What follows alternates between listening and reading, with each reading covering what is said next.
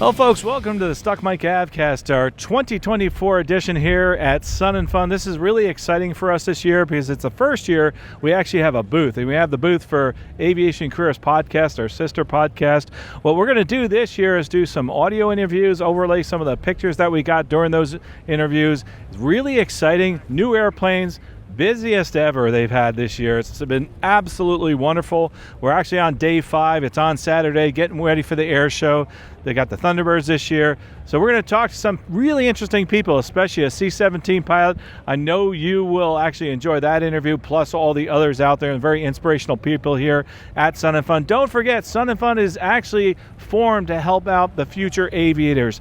And a lot of that money goes towards helping people move forward in their careers and in their aviation goals throughout the year. So there's events here all year long. Of course, this one being the biggest one, standing in front of the Waco here. We love the folks. Oh, and by the way, big announcement, we are moved to the north side of the field. If you want to fly in and see us live and say hello to us, make sure you tell us you're coming, but you can actually park right next to our studio. So we'd love to have you come in and say hi.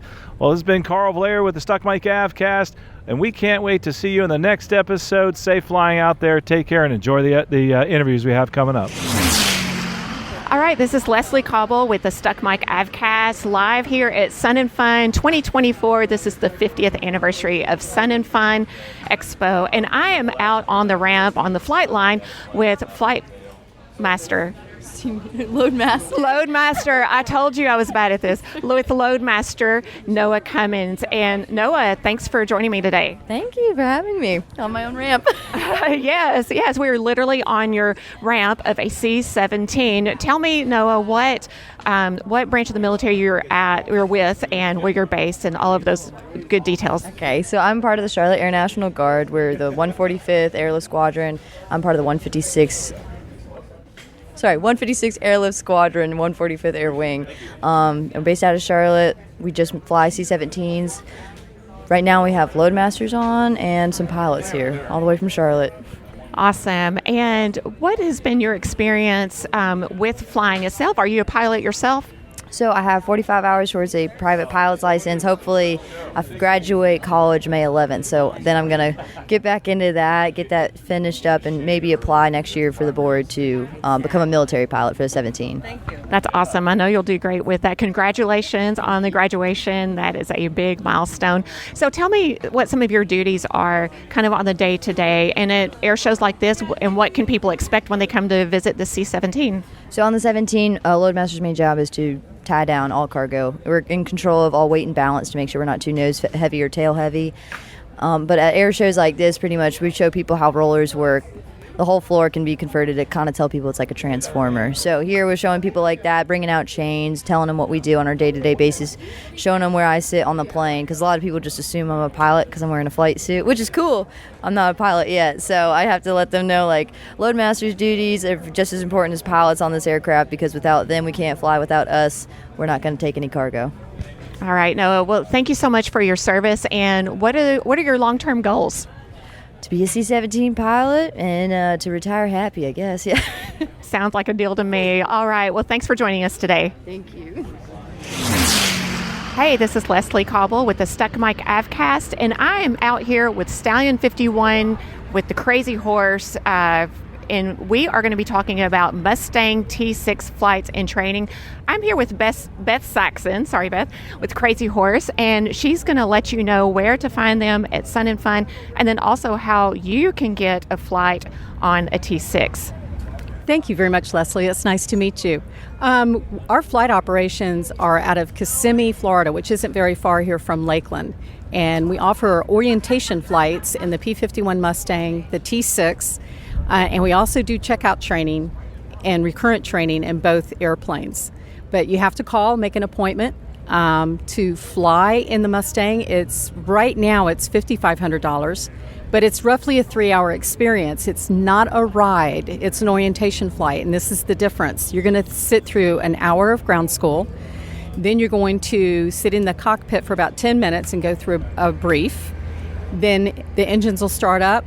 You'll go off flying. You get to fly the airplane about 95% of the time because the airplanes are set up with a dual cockpit, dual control. So you'll come back knowing you flew a Mustang. That sounds amazing because I know having that type of experience if it is an aviation bucket list item for so many pilots and even, aviation enthusiasts. Maybe you're not even a pilot yet. Can someone who doesn't have a pilot license come and take one of these lessons? Unfortunately, in the Mustang, no. You have to have, at minimum, your private pilot rating. You don't need to be current, but you at least need to have that license. The T6, however, non-pilots and pilots alike can fly in the T6. That's awesome. So that may be something, maybe you're down here for Sun and Fun this week and you want to go to Kissimmee next week and take a break from, all the activities in Orlando and take a ride on the T6. So what else do you offer besides the flight orientation and the rides in the T6? Well, for Mustang owners or prospective Mustang owners and pilots, we do what was called a checkout program, which is roughly a full week, 10 hours of flight. And then we do checkout training in the T6 as well. And then for Mustang owners, there's the recurrent training. So they'll usually come out about once a year, every other year, and just kind of go through a refresher course in flying the Mustang. Awesome. Well, Beth Saxon with Crazy Horse, thank you for joining us today. Thank you, Leslie. It was nice to meet you. Hi, this is Leslie Cobble. I'm back with the Stuck Mic AvCast at Sun and Fun 2024. I'm sitting in the 99's house, and I'm so excited to be here. This is my first time to visit the 99's house at Sun and Fun, and I am here with my online 99 sister, Lin Caywood. This is the first time we've gotten to meet in real life, and I've just got, as we say in Hawaii, chicken skin about it. Lin, thanks for joining me today. Oh, thank you for having me on your little broadcast. All right, Lin, tell me how you got into aviation. What inspired you to start flying, and when was it? I started flying back in about 2001. Nobody in my family except for a brother-in-law flew, and he had been in the military, so I thought you had to join the military to learn how to fly. But I was up in Alaska, and I took a float plane ride, and we landed on this glacier lake, and I said, oh my gosh, this is so beautiful. I have to learn how to do this. This is very cool. So I started dating a gentleman who was a pilot, and I said, I missed my calling. I didn't join the military, and he had been in the military. He says, no, I didn't learn in the military. I learned at the flight school down the street. You can learn there too. So that's what got me involved with flying, and I never looked back. That's so awesome. So what are you doing now? Do you fly for a career or just for fun with your husband? Well, I started out just flying for fun, and I worked in mortgage banking for many years, and I got an opportunity to take an early retirement back in 2020, and I did that and earned my commercial certificate and then my CFI certificates, and I've been teaching since 2021, and I absolutely adore it. That is awesome. So as a fellow flight instructor, I'd love being that career flight instructor. So Lin, congratulations. At Redbird Migration, just a month ago, you were awarded the Flight Instructor of the Year for the Eastern region. Tell everyone a little bit about that. Well, AOPA sponsors these Flight Instructor Experience Awards for both flight instructors but also flight schools. And your students nominate you, both the school and the instructor independently, but I was very, very excited and shocked that I earned this award because I haven't been teaching for very long. But I'm so passionate about it, and we got to go to Redbird. There were 7 of us, 7 regions that the flight instructors won these awards, and then they awarded an overall flight instructor of the year overall too. But it was such an experience, and it was all based on the feedback given by your students, which makes it extra special. All right, well, let's talk about the 99s. As everyone knows, the 99s are near and dear to my heart. I have a long heritage, beginning with my grandmother. Talk about what the 99s means to you and how someone can join. The 99s is a fantastic organization. It's the International Organization of Women Pilots. It's been around since 1929. Amelia Earhart was our first elected president. And so we're coming up on, our 100th anniversary, just like a lot of things that happened in 1929. But it was a grand organization, really created to support women pilots. And there weren't that many. There were only 119 certificated women pilots in 1929. 99 of them started this organization. That's how we got our name. And it's just been the support and the mentoring that I specifically needed too. But we help support all of the young ladies looking for careers, looking to even fly for fun. The later in career life ladies that want to learn how to fly. We have pilots, in their 70s and 80s learning how to fly. It's fantastic. So we're all over the world. There's about 7,000 of us right now. And in order to join, if you're at Sun and Fun, you can come down to the 99's house or to our booth over in A Hangar. We have a booth in the B Hangar up at Oshkosh, or you can go online at www.90nety-9s.org. Awesome. Easy to join, and I can't tell you just what an incredible inspiration that you will have if you're a female pilot or looking to learn how to fly with the 99's organization. There are chapters all across the country, in fact, all over the world. You can find a 99's to mentor you, to support you, and what an awesome scholarship program as well. In fact, the 99 scholarships can be found in the Aerospace Scholarships Guide that you can find on the Stuck Mic AvCast and Aviation Careers Podcast.com websites. All right, Lynn, thank you so much for joining us today. Thank you. This is Russ Rosleski reporting for the Stuck Mic AvCast at Sun and Fun 2024. Now standing next to Bryan Turner of the popular, very popular YouTube channel, Just Plain Silly. How you doing, Bryan? I'm doing good. How are you doing, Russ? Oh, fantastic. Yeah, your YouTube channel, as far as I know, has tens of watchers at least. Oh, did somebody else subscribe? Yeah, I did. Oh, okay. Thanks. I appreciate that. So, so Just Plain Silly YouTube channel is mostly satire. It's jokes and poking fun at different aspects of aviation and other things. But how did you get started on this whole idea of this YouTube channel? It was kind of started by accident. I used to write satirical, commentary on a flying forum called Pilots of America when I started my aviation journey. A few years into being on that forum and flying, my father purchased a Cirrus, and I started talking about that on the forum, and the forums quickly retaliated against me for not being a real pilot anymore because I was flying a plane with a parachute. And so rather than you get defensive and battle and stuff, I turned my satire into a little bit of Cirrus satire, and then one day I thought, I'm going to make a video about the stereotypical Cirrus pilot that all these people are making fun of, just really intending for it to be on the forum, not even thinking about social media and virality or whatever, stuff like that. And so it got shared on Facebook and other places. And so from there, that video probably did better than any video for maybe a year. I was like, oh, this YouTube thing's easy. I'll just do that. And then after doing a couple of those, I learned that it is a challenge and a little bit of work. But so it kind of happened by accident. Maybe it's a defense mechanism. I don't know. Well, one or the other. Either way, you're up to dozens of videos now. How many do you know? Do you have any idea? 200 and change, maybe 250-ish, I think. So it's a lot. Well, that is dozens. Yeah, dozens. It's dozens of dozens. And you mentioned that it's satire. So it is.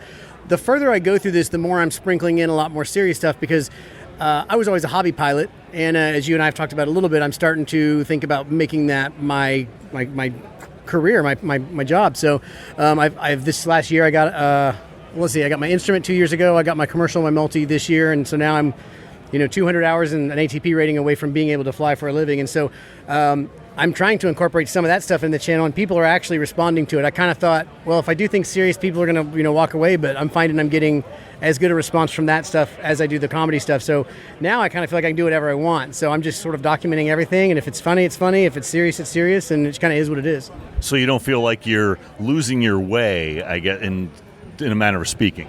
I thought I was going to be when I first started doing stuff like that, and there's some people who've been like, oh, this is turning a corner or whatever, but I also don't care. It's not my job, it's me documenting things and engaging with people, and come to Sun and Fun, and there are a lot of people who are like, oh, this video you did on aerospace or this serious thing you did was really, helped me out. And so most of us, like you just saw the guy come by, thanks for the content. Some people are like, oh, this video is funny, but I get positive responses for the most part from all of it. So I would say it's like 99% positive. And when I do something different, you get the one guy going, oh, you're trying to be flight chops or whatever. And I'm like, I don't care. I'm documenting my journey. So I got my scrapbook when I'm an old man, and then, the rest of the stuff is just kind of the videos that I want to see. I make them and I'm not trying to impress anybody at this point anymore. I think I'm far enough down this path that I'm just kind of doing what I want, and people seem to be okay with it. Do you have an idea how many numbers of subscriptions and followers and such you have on that? I have 41,000 and change subscribers, and I don't know views. I don't keep up with the data. I used to look at the analytics, and then I was like, oh, I've got to do this or do that to get. And then I was like, that's not why I'm making videos. Not making videos to get people to like me or validate how many people like me this week or next. I'm just having fun. Well, and bringing in big money, I've heard, you tell, so. That's my private jet you're hearing fly over right now. This mic's probably not picking it up. But, I don't, can we talk over this? Well, we'll find out. Okay. Okay, we're on an air show, superimposed a jet there. That's what happened. I will tell you, it does, with the subscriber where I'm at now, it does pay for my flying. So my flying is 100% right now offset by content creation. So I'm not profitable, I'm break even. And no one should interpret that as like, oh, that's easy, because it's hours and hours and hours of editing and capturing and doing all that kind of stuff. It's not like someone's paying for it all for me, but I do fund my flying 100% through YouTube at this point. Yeah, I knew that, and that's where I was going for with that. But yeah, so I think that's actually a lot of people would think, man, that's fantastic. Fund your flying. It's almost like free flying, like you mentioned. But no, it's really a lot of work. You get a part-time job and fund your flying if you wanted. Yeah, I could, and it would work less hours, and it would be easier. So I have a family, I have a job, and my editing takes place when everyone's asleep at night. So kids go to bed, wife goes to bed. That's when the editor comes open, and that's when I'm probably 5 nights a week, if not 7, editing video at night. And then I capture content wherever I go now, and then I go look at it and go, okay, what's the story? Whereas used to, I would come up with a plan and say, okay, I'm going to go out and tell this story or make this joke. So now I'm going to capture all this fun footage, and then, I don't know, maybe it's going to be the Amazon Prime Air show or whatever it is that I decide is going to be funny out here. So it's good that I can just be collecting footage, and then, tonight back at the hotel, that's when I'll be editing. And so. Well, I was about to lead into that. So where do you get some of the inspiration for some of your ideas? Are you naturally a kind of a creative person, artistic or something, or is it just you got something going on in that head of yours? It's probably the latter. Someone asked me that today, and I'm the kind of person who, I'm not like, I could never write a stand-up routine. I think I say I'm conversationally funny. Not here at all. Oh, clearly not. Thrown off right now by the lot of eye contact and this microphone that's like touching my face. Really what it is just stupid stuff pops in my head from time to time, and I write it down in a spreadsheet. And so I've got a spreadsheet with all these stupid things, and then a couple times a week I go to this spreadsheet that now has 500 or 600 things in it, and I'll just go look at them and go, is that a seed I can plant? And then I'll go, okay, I'll take this seed and then see which extremes I can push it to, and then I'll start to put an idea together, write it, and then my wife will say, well, that's not funny, you shouldn't do that, and then so I go find another one. So she's very funny, and she does get, not the final say, but she's definitely right more than wrong when she says that's not funny. But it's just, little conversational humor things that, you say something funny and people laugh, you go, okay, well, that was a funny thing. Is there a way that I can, take whatever the formula was that got those laughs and parlay it into something that's aviation related and make it grow? So, but I don't ever just sit down and go, all right, I'm going to write a funny thing today. Well, yeah, we all have stupid ideas that pop in our head, right? But you actually go the next step and write them down and track them and that kind of thing. So that really does seem to be the basis of a lot of your humor, which is fantastic. I know my wife's first exposure to you was a story you posted about you and a ladder and like a broken leg, and there was like a can of paint or something involved. It was years ago. That was a blog. That was a written blog. So it's funny you mentioned that. So I never wanted to be a video guy. I always wanted to be a satirical writer. And so I always wrote, from back in the Pilots of America days, I always wrote funny things. And so I had a blog called Just Plain Silly, or no, that was another blog I had called Bryan's Utter Nonsense. That's where that story is from. I like that story, by the way. But so I wanted to write, so I thought I'm going to write aviation satire. And so I got this blog that I called Just Plain Silly, and I was writing stories over there, and no one was coming to read it. And so I was like, you know what? When that those videos that I was posting started to pop off, I was like, I know what I'll do. I'll name the channel that, and then people will search for it, and they'll end up at my blog. I have the exact same 7 subscribers to the blog that I did 10 years ago. And so I was like, okay, I get to write the funny stuff, but I have to perform it too. That is actually pretty funny. The same 7, huh? Very, very dedicated. Dedicated, yes. No, it didn't make it anyway. Well, I'm glad you went from the blog then to the YouTube channel, because obviously much more popular, very, very enjoyable. So you think you're going to be producing something out of Sun and Fun this year? I am. There may or may not be an IFR air show that I filmed yesterday that's just going to be clouds and a lot of sound effects. There's a couple of different things that I've planted in my brain that I think I can use footage from here. So there will probably be 2 or 3 fun videos and then some, just kind of an overview, a real serious overview of Sun and Fun. Well, I look forward to watching. I know your viewers do too. Bryan Turner, Just Plain Silly YouTube channel. Thank you so much for joining me today. All right, thank you for having me. This is fun. That's been great. Thank you. This is Russ Roslewski for Stuck Mic AvCast Sun and Fun 2024. This is Russ Roslewski reporting for Stuck Mic AvCast from Sun and Fun 2024, sitting here now in the Gold Seal Ground Schools booth with owner Russ Still. Hi, Russ. Hey, it's good to be Russ to Russ. It's good to see you, Russ. It's always good, Russ.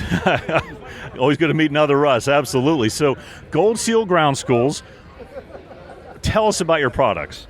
Well, we've been online longer than any other ground school, which is some people don't recognize, but we have a full program, private, instrument, commercial is coming out soon. And I think the big thing that sets us apart is our lessons are not just static videos that you watch passively. They're interactive. You actually work with the lessons, move things around with your hand. It's very interactive.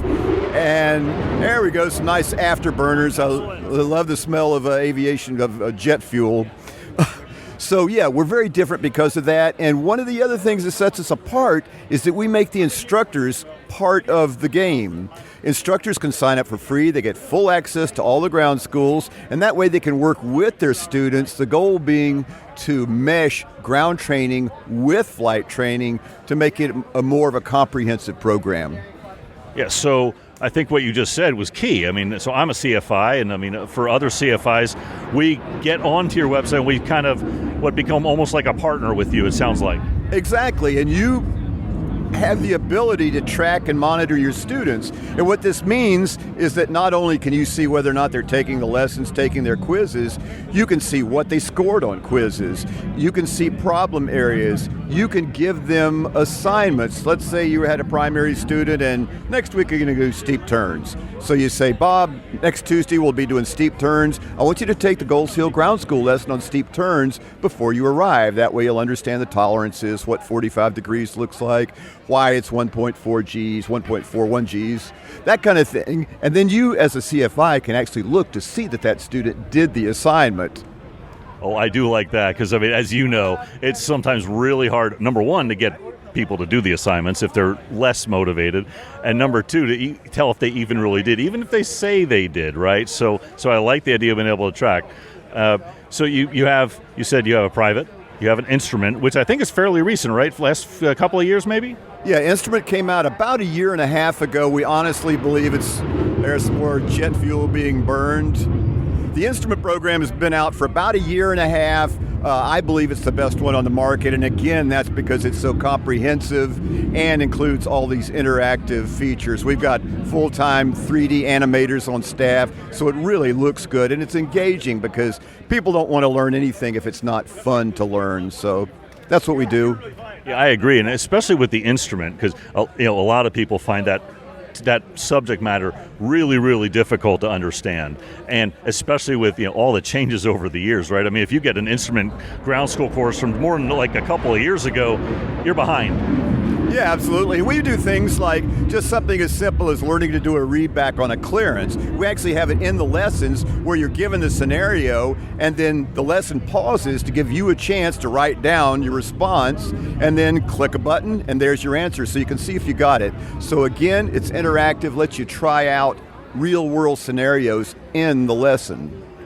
And that sounds great. You're also coming out with a commercial course. Any expectation when that's going to be released? We're hoping to see that late summer, early fall. Again, it's going to be just as comprehensive as the instrument and private programs.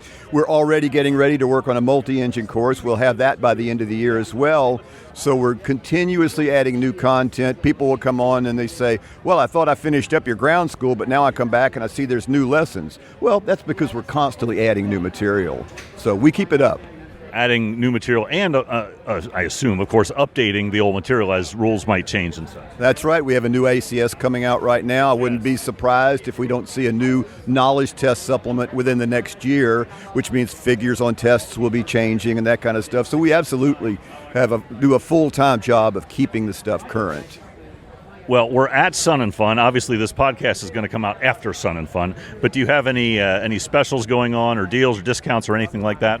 We absolutely do. Now, I'm going to have to ask somebody what the code is. We do have a special here at Sun and Fun. What the heck? I'm going to give it to you now. We've got a special Sun and Fun discount, SNF50, for the 50th anniversary of Sun and Fun. You get $50 off of any of our courses. This is good, I believe, through the end of this month. So you would go to groundschool.com. I would recommend you don't purchase anything without trying it first. So sign up for the free test drive, see if it's a good fit for you, and if it is, use this code SNF50, save $50. And that end of this month, that would be April, because it's currently, we're doing this on April 12th, just to make sure the listeners know that does mean April.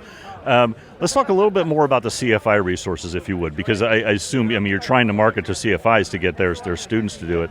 So you got the tracking of the students. What if you have multiple students? How does it handle tracking of a dozen students? Is it pretty easy to use? Well, that's a great question, and that's really what we specialize. Our courses have been designed from the ground up to work for instructors as an adjunct to what they already do. And also we've just added recently full support for flight schools. A flight school can build a hierarchy of jet fuel. I don't know if you listeners can hear that, but I can barely hear myself. That afterburner will be out of the frame here quickly. So a flight school can have an entire hierarchy of a flight school management or chief flight instructors at the top. They are above the line flight instructors with the students at the bottom. So everybody above can look down and monitor what's going on. So flight school owners can see what the flight instructors are doing. The flight instructors can see what their students are doing. And the flight instructors do this through a page in the website called Instructor View. So they'll go through there, they get a list of all their current students. They can immediately look in and see how many minutes they've spent on individual lessons, which lessons they have taken or not taken. They can look at all their quiz scores to see if there's any problem areas, stage checks. All that stuff is available. Everything a student does is archived forever. So at the end of the course, they can see exactly how many hours and minutes they spent in the course. Pretty amazing. That really is amazing. A lot of utility in there and a lot of benefits for students and instructors as well. Give us the website and any other social media or anything else that you might have. Okay, so the website is groundschool.com. I encourage every flight instructor. We have, I think, over 3,000 now. It's completely 100% free for instructors. So groundschool.com. We're also big on Facebook, so you can find our ground school pages, and we also have a group on Facebook. Our YouTube channel, I believe, is Fly Gold Seal. I hope I didn't get that wrong, but yes, we have a good YouTube channel, and we've got an Instagram channel we're trying to build too. So go look us up on Instagram. That's great. Thank you very much, Russ. And as Russ still with Gold Seal Ground Schools, thank you, Sun and Fun 2024. This is Russ Rosleski reporting for the Stuck Mic AvCast. This is Russ Rosleski at Sun and Fun 2024 for the Stuck Mic AvCast. I'm down here in Paradise City now talking with Bob and Marlene Santom. We're here with the CGS Hawk Single and Ultra. These are Ultralights, and the thing looks really amazing. It looks like a lot of fun. Thank you. I appreciate you stopping by and spending time with us.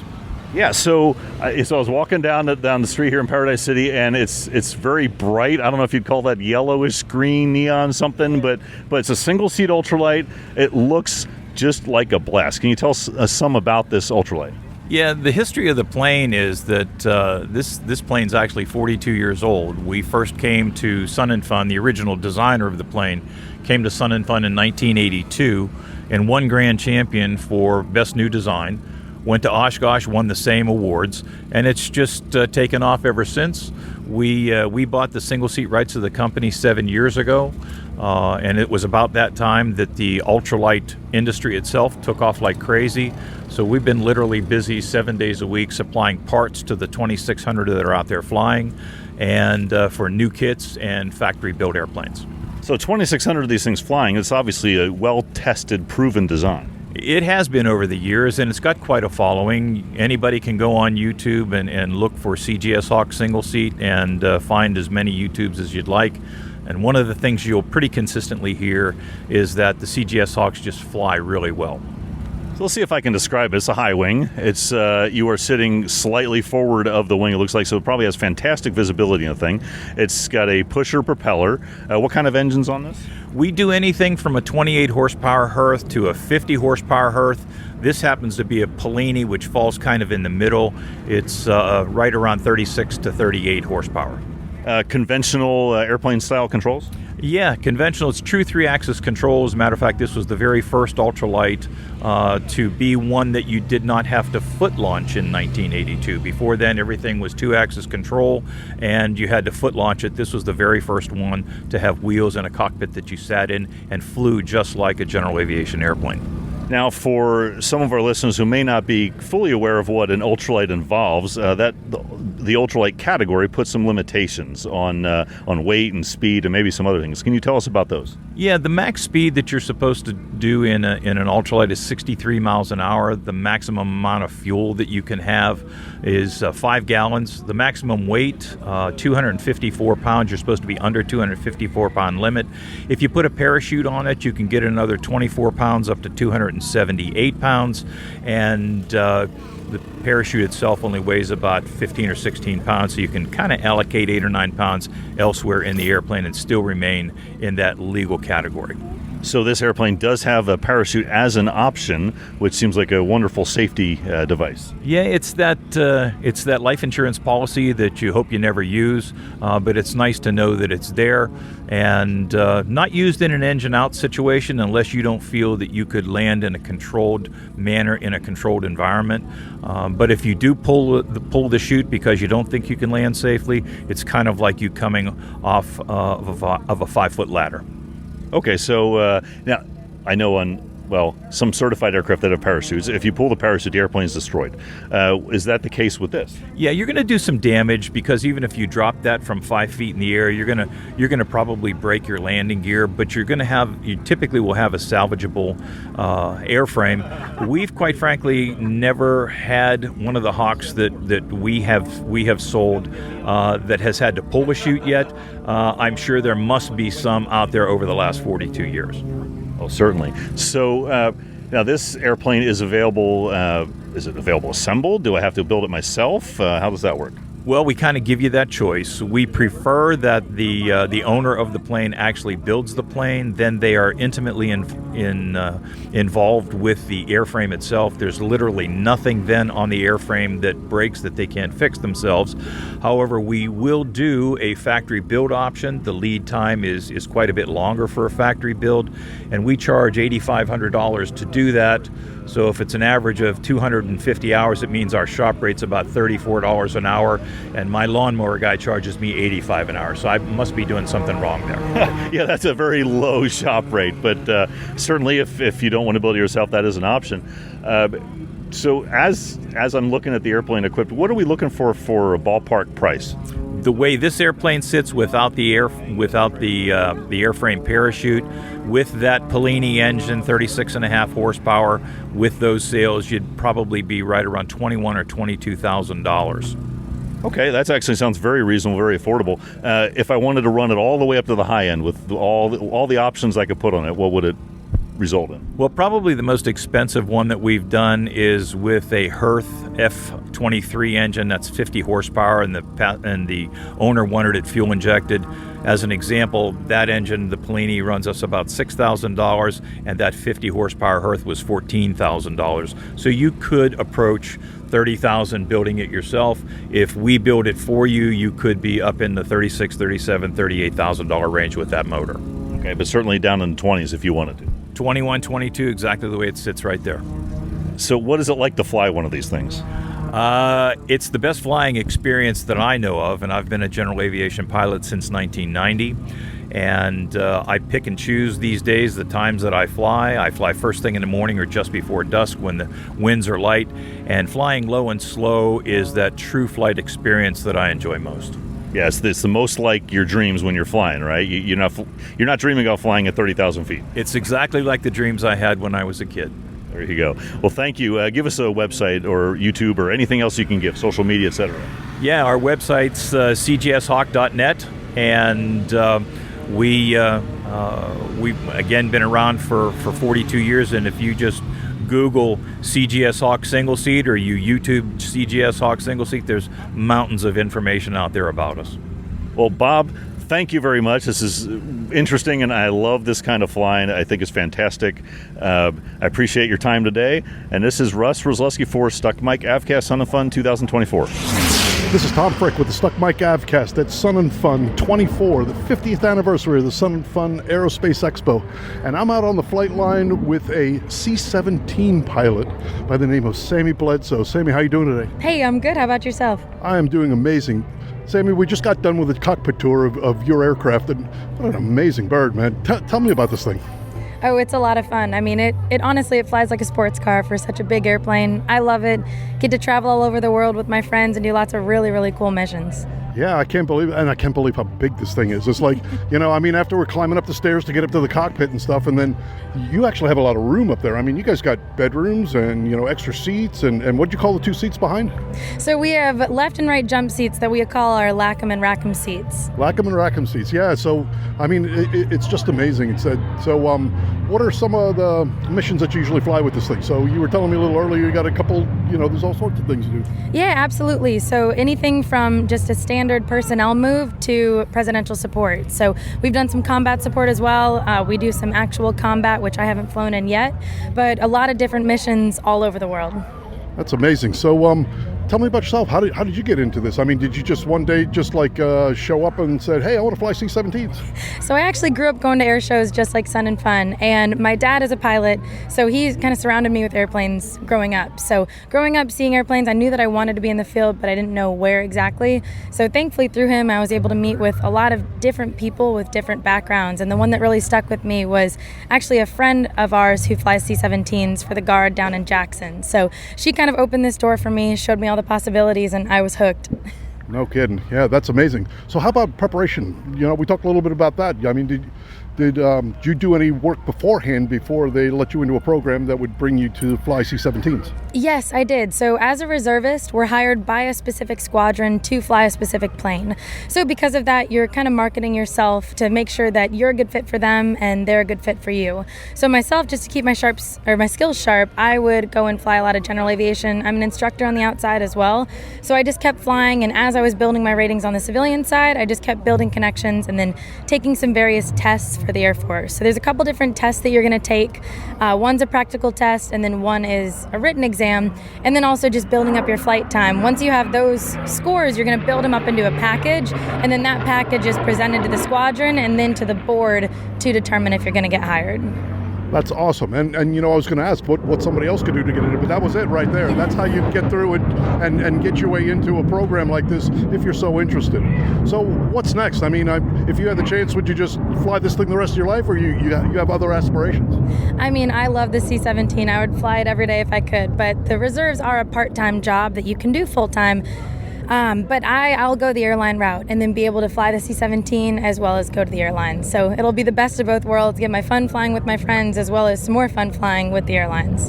And one last thing, if you could tell anybody just one thing to do in aviation, what would it be? Ooh, one thing to do in aviation, I would just say explore your options. Go to the air shows, talk to everybody, go, talk to the airplanes, or talk to the aircraft owners, sit inside the airplanes and do everything that you can, because great thing about aviation is there's a different field for everybody. So you only can figure out what that field is when you go and look for it. Awesome, Sammy. I really appreciate you taking the time to talk to me today, and good luck, and hope we can see you again here next year, and have a great day. So this is Tom Frick reporting for the Stuck Mike AvCast at Sun and Fun 24.